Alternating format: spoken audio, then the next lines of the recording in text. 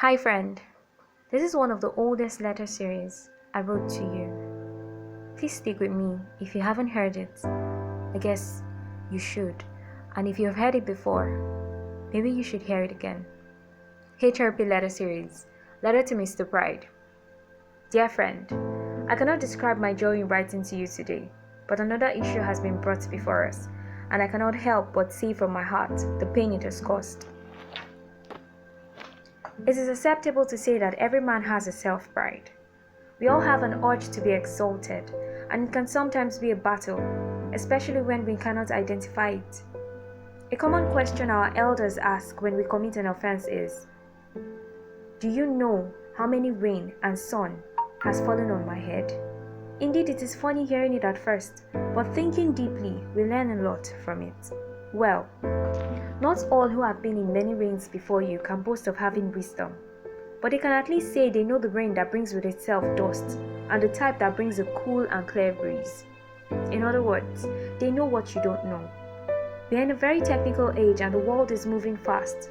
Youths of today have a lot to boast about, but there are some trees that need to be dealt with from the roots. The bad part is, the people we neglect and feel we know more than are more conversant with the roots. Friend, you don't know it all. Pride is what makes you fight over unnecessary rights. Most times an argument can be doused before it begins if you can just check the gains and the losses.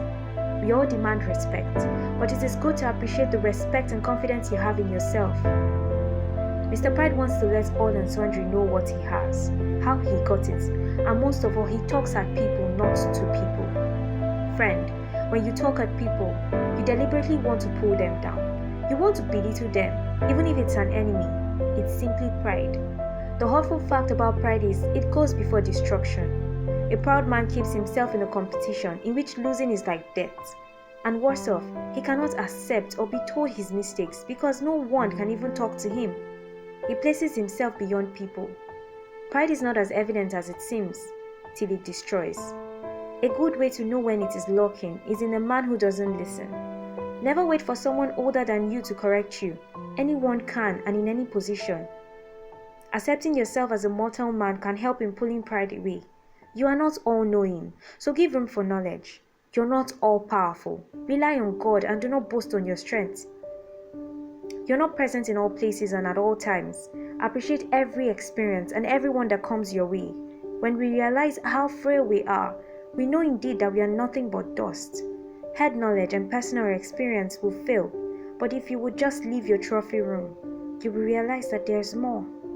Till we meet again next week, dear friend, do well to write back and tell us what you want us to write on next. Yours truly,